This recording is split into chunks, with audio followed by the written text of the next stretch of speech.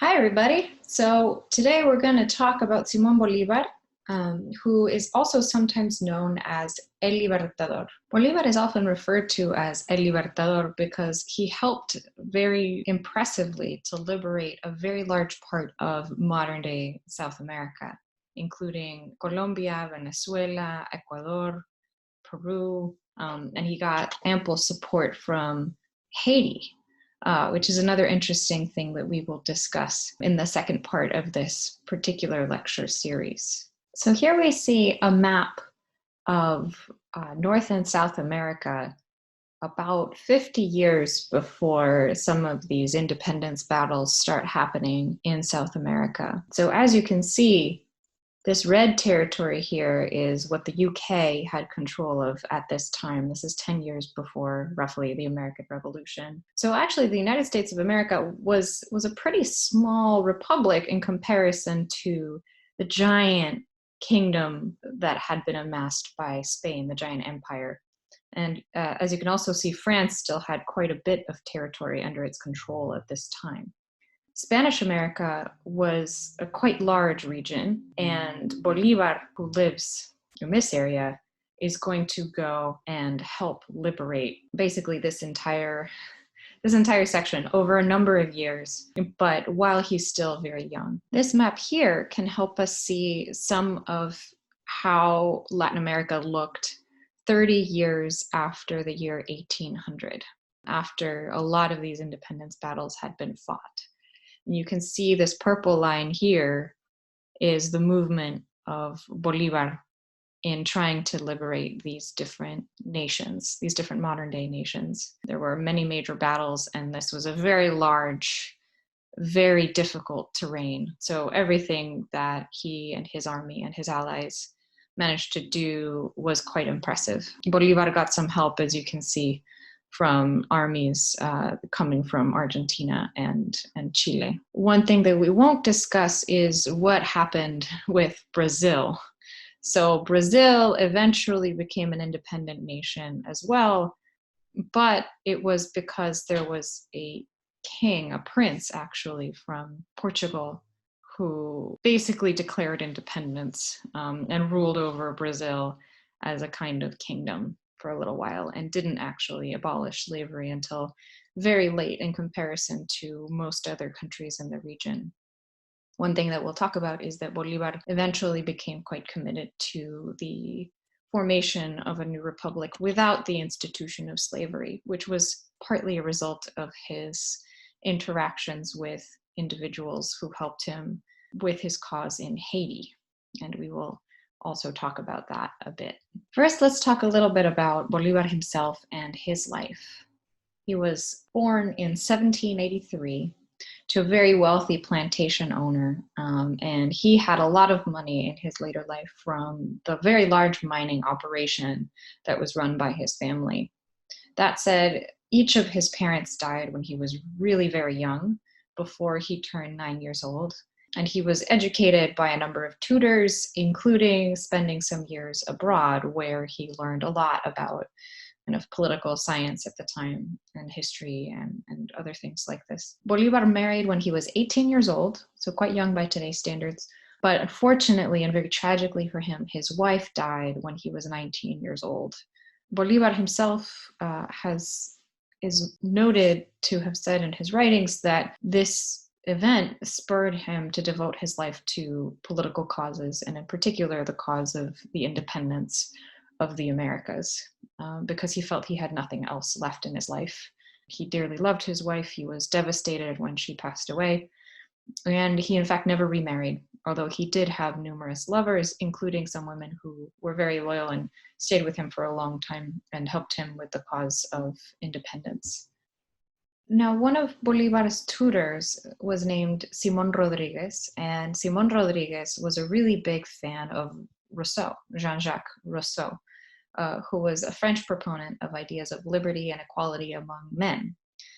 It is important, however, to note that Rousseau had some very problematic views about the education of women, and probably wasn't thinking about the equality of people of other races. There were ideas of Rousseau's that greatly influenced the French Revolution and the French Constitution and various sort of ideas about equal rights. But these were not thought really to apply to the nations in Spanish America, to the Americas in general, which is going to spur some of these independence ideals further. Another influence that Bolivar had was the rebellions by the Creoles in the 1790s that were in turn inspired by Haiti.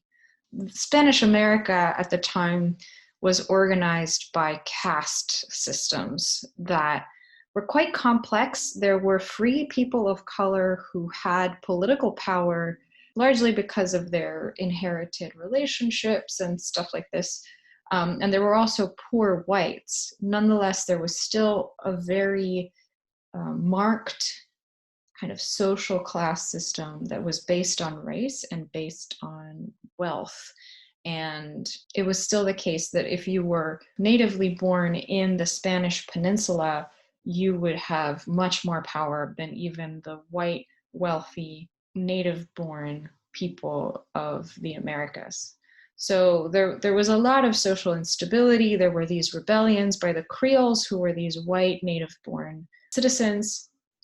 And these rebellions had the support, actually, of various people of color. But the fact that they were supported by various people of color led the Creoles to desist in pursuing outright revolution, because they were worried that this was going to create a further instability in their power relationship, right? So if you're a white person in the Americas, what you want to have autonomy over what you see as your own business. You don't want someone from abroad, someone who's in Spain telling you what to do. You want to be able to rule over yourself. But these white Creoles often didn't then want it to mean that they had to share this power with other local people, including people of color. So there was a tension here. The ideals of independence were coming from various sources, not all of which seemed to match our modern ideals of equality and liberal democracy. So let's talk about some other political influences of this South American independence movement, and also the independence movements of Mexico and Argentina and Chile, which we'll not focus on so much. We'll mostly focus on the areas that Bolivar is really intimately related with. Two main influences of all of this activity in South America and Central America were, one, what Napoleon was doing in Europe, and number two, what the United States had done in achieving its own independence some years before. By 1807, this is a few years before the major independence movements where Bolivar is. By 1807, Napoleon had invaded Spain, removed the Spanish monarch, and Francisco de Miranda, who was a revolutionary in his own right, who had tried for independence before Bolivar came on the scene. Miranda envisioned an autonomous monarchic Spanish America. So Miranda was one of these Creoles who wanted kind of a monarchy, but just one that was controlled locally. And Miranda put together an assembly who professed loyalty to the deposed king, Ferdinand VII, but who also wanted to rule locally. This was similar to what happened in Mexico at the same time. However, by 1810, because of the instability of the Spanish monarchy, which was obviously deposed at this time, they had to either accept the authority of Napoleon or pledge loyalty to Ferdinand and run their own affairs. And they chose the autonomy route. They chose to remain loyal to Ferdinand and not listen to Napoleon. And so they started these things called juntas, where they got together and met about independence. Miranda, for his own part, was influenced by the United States and the US system of government, but he wasn't interested in forming a republic, let alone to try federalism. Bolivar, who was a young, fervent revolutionary at this time, found this sort of in-between monarchy autonomy thing unacceptable, but he still went to London to seek support for their cause. And eventually, when it became clear that they were not going to get what they wanted with this system, Miranda joined the more radical faction that wanted not even monarchy, and they were able to gain support for complete independence. In July 1811, they declared independence. And then followed a few different Venezuelan republics in sequence, which didn't manage to stay stable for very long. So at first, Venezuela tried a federalist model in 1811, and the constitution that they wrote eliminated all legal distinctions based on race, which was a huge achievement, although it was still only the case that the socioeconomic elite had citizenship. This alienated some of the members of the upper castas, and it was used by the Spanish, actually, to co-opt support among the white Creoles who wanted, still to be on top. So the War of Independence kind of became a civil war, and eventually the first Venezuelan republic fell apart. Bolivar declares that federalism is just not going to work for Venezuela. Like, it doesn't work. The character of the people isn't suited to it. One additional note before I move on to talk about later moments in history and Bolivar's writings. One of the things that was happening in Europe, besides the fact that Napoleon was kind of taking over large swaths of it, is that the French Constitution enshrined equal rights for all men. And this was very inspirational for these newly independence-zealous people of the Americas. However, as I mentioned earlier, it'll turn out they don't really mean equality for everybody. They mean equality among white men, right? Equality among white men, that is, they don't want a monarchy. But obviously, the independence movements of the Spanish Americas are going to find that this is not workable for them. They live in a multiracial society that is not going to remain stable if they don't build in a requirement that all people, regardless of their race, be equal, at least nominally equal under the law. Now, in 1813, there's a second attempt to form the Venezuelan Republic, but it's, according to historians Bushnell and Langley, quote, frankly dictatorial, unquote. Bolivar at the time owned slaves, and he eventually realized that he couldn't win the war without popular support. He was going to keep losing, things were going to keep collapsing, and so he freed his slaves, and he vowed that all slaves who joined the patriotic cause would win freedom. And this did really boost his support. Nonetheless, the Second Venezuelan Republic also fell, and Bolivar had to flee from Venezuela to what was then called Nueva Granada, or Colombia in the modern day, where he helped some rebels take Bogota and helped end a civil war there over a centralist government. Now, in the meantime, back in Europe, Ferdinand VII is reinstated as King of Spain, and he declares the Americas and Spain once again to be one nation. So Ferdinand wants everybody under his control again because he's king again. He's managed to get back on the throne, and so he sends a pacification army. And this doesn't make many people in Spanish America very happy. A lot of them had remained nominally loyal to the king even when he was deposed, but under these years that they had to deal with a French government from abroad, and having tasted maybe the possibility of self-rule, they were not going to go back to Spain, to being subject to Spain. However, the Spanish king did have a good bit of force under him initially, and Bolivar was driven from South America, and he fled to Jamaica. Bolivar fled to Jamaica and then Haiti.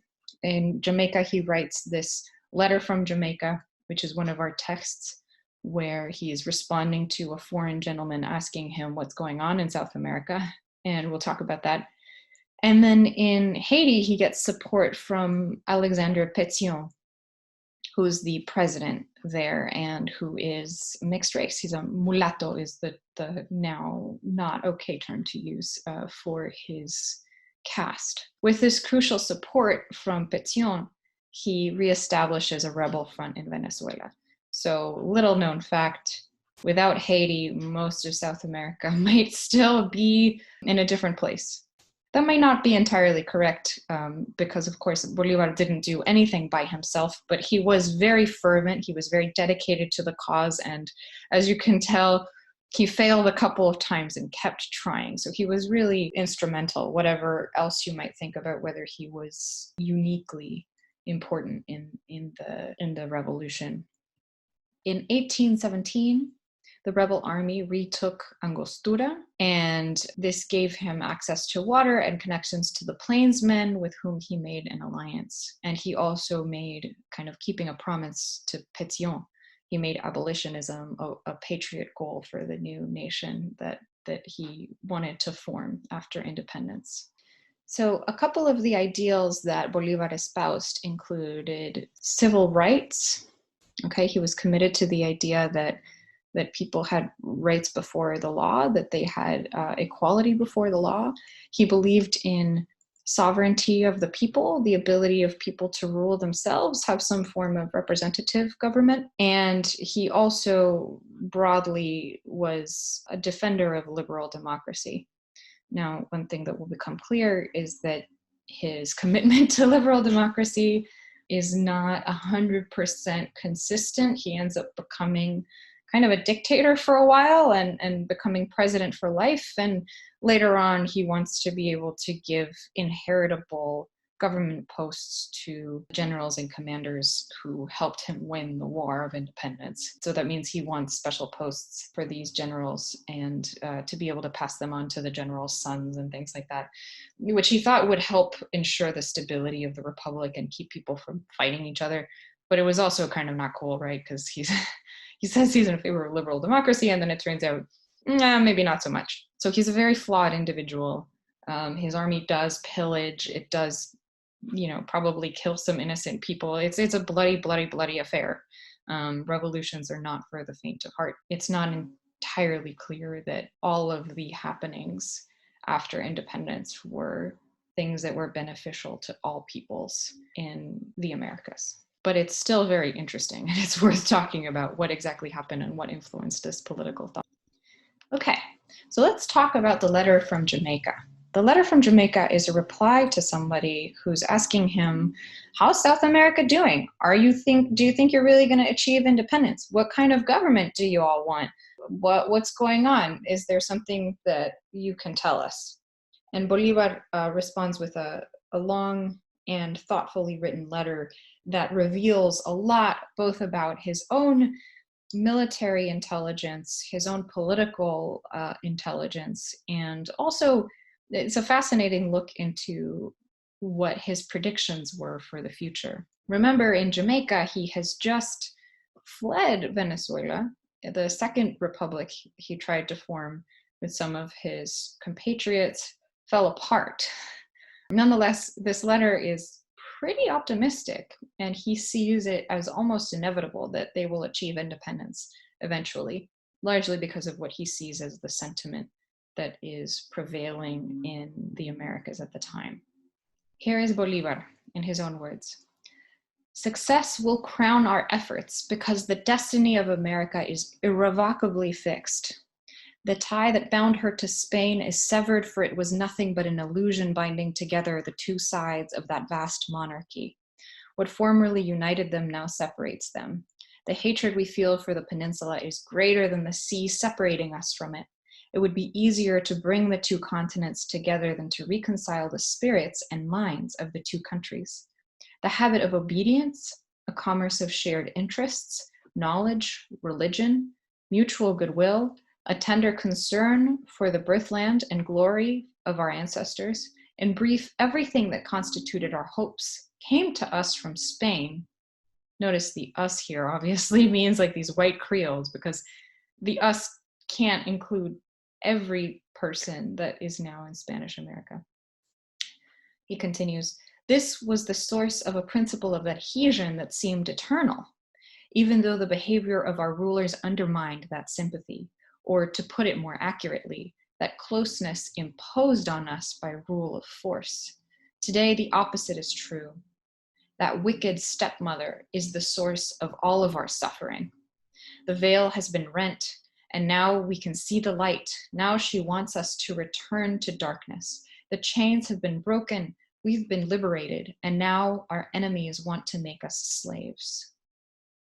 So here, it's kind of expressing how these white Creoles used to find some loyalty to the monarch of Spain, to Ferdinand VII, possible. But now they just can't see a way back. They can't see a way back. Their chains, quote, have been broken, and they don't want to go back to being subservient to the Spanish monarchy. Various of the states of the Spanish Americas are in different positions with respect to the Spanish monarchy. Peru is still very pro-Spain, still very pro-Ferdinand at this time, and some other countries like Cuba and some other few in the Caribbean don't really even don't have contact with the independence movement. So Spanish America isn't a monolith. Everything is quite different depending on where you are, and Bolivar is careful to note some of these distinctions.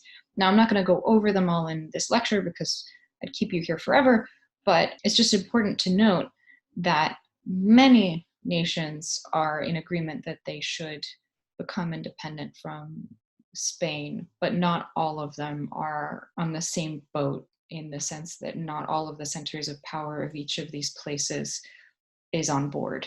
Another important thing to note is that a lot of people have already died in this war. The war has been absolutely devastating. Bolivar knows very well that in Venezuela, millions of people possibly have passed away, and whole countrysides have been ravaged. There's a lot of widows, there's a lot of children who are left without fathers, right? This is not something that is boding well for the future of these nations, in that they've been economically quite ravaged. Bolivar also knows this intimately because he has funded a lot of the independence expeditions himself. So because he was independently wealthy from the time that he was young, he was able to bankroll a lot of the army movements, the training of the militias, the weapons, things like that. But of course, it's been a few years now that the independence movement has started, and it's not only Bolivar who is now pretty destitute. One thing that's working in Bolivar's favor and in the favor of other independentists in the Americas is that Spain is also not in a great place. Spain is in debt. Spain has been fighting a long war as well against Napoleon. And, you might know from, if you know any American history, the War of 1812, there's been a lot of sea battles going on. Basically, Europe has been occupied in its own things, and Spain deciding that it is now going to try to get back these territories that went rebel in the Americas isn't very prescient. So Bolivar, in a sense, gets his confidence from knowing the very sorry state of Spanish affairs and the Spanish economy and the power vacuum that has formed in the absence of Ferdinand. We will see that the Republicans are altogether fairly confident that they will be able to win the war. It's quite remarkable to say that in retrospect because, of course, Bolivar he's writing this from Jamaica. He's had to run away. he's not in a position of power right this moment when he's writing this letter. But he seems to believe that he will be able to get support and make it back and form an army again and attack the Spanish army. And he does manage to do this. When he gets to Haiti, he gets support from Pétion, who helps fund some of his return, and then he gets further support from other parts of South America. The Argentinians help drive out the royalists in Peru. It's like this whole thing.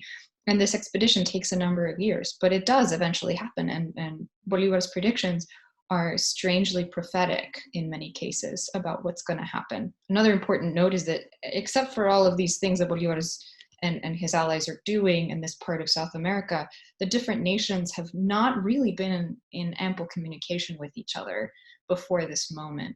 So Bolivar hears news about Mexico, he hears news about Cuba, he hears news about, Argentina and Chile, but he's not been to all of these places. He's been to Europe, but under Spanish rule, these countries were not allowed to talk to each other. And this should have crippled the independence movement. It should have made it really hard to win against the Spanish. But one might think that maybe the succession of wars in all of these territories at nearly the same historical time period, that really made it quite impossible for Spain to keep control. Bolivar does think, by the way, of asking for help from other nations. He does want help from Europe. He also looks for help from the United States, right? The United States has now been a republic for a good 30 years or so, or longer. And it's quite an impressive republic. They've been more or less stable in comparison to what the heck all is happening in the rest of the world. So he's disappointed when the Americas kind of don't bother to help the cause. For what it's worth, though, they're kind of occupied. They're kind of busy. They've also been fighting some wars. So there's not a lot of help forthcoming. The fact that he does get assistance from Haiti is therefore rather crucial to the success of the later campaign. One question we can ask about this letter is, what is Bolivar's own self-understanding as an American, as a Hispanic American, as a Spanish American, someone who's not Spanish, he's not born in Spain. And he, both in this letter and in the Angostura address, says that we, but he in particular, but we, meaning here maybe the Creoles, maybe the upper castes, including maybe some mixed race people, we are, he says, neither Indians nor Europeans, but a race halfway between the legitimate owners of the land and the Spanish usurpers. He says, in short, being Americans by birth and endowed with rights from Europe. Bolivar shows in this letter that he sort of strongly identifies, nonetheless, with the original native peoples of the Americas. So he knows the history of the Incas, and he knows the history of the Aztecs. And he talks about this in the letter. He talks about Moctezuma and Atahualpa, the two leaders who were murdered by the Spanish invaders. But he sort of remarks with indignity that they were treated very badly in comparison to the kings in Spain, who might have been deposed, but they were kind of allowed to live. And, King Ferdinand, for example, returns to his throne even after being deposed, after Napoleon kind of tries to form an empire. And this Bolivar finds really unjust, I suppose. He self-identifies with the downtrodden first peoples of the Hispanic territories. He doesn't identify with the Spanish conquistadors. And that's significant because Bolivar himself is very white, right? He's a Creole. He's not Spanish, although he's a citizen of Spain. And it shows also how this nationalist, native-born sentiment had suddenly crystallized into a potential identity, an identity that's, as he says, not European, but also not Indian, as he calls it, not a first people's identity either. And this is, in effect, a creation. It's not a concept that would necessarily have existed in that way forever. Another question we can ask is, how early did it develop? Do we see hints of this already in the writings of Sor Juana, for example? Is she someone who reads as a European citizen, as a citizen of Spain, which she was? Or is she someone who really has more of her roots in the place she was born, in Mexico, right? How long has this identity been available, and what did it take for it to be asserted? These are the kinds of questions that might be relevant to ask.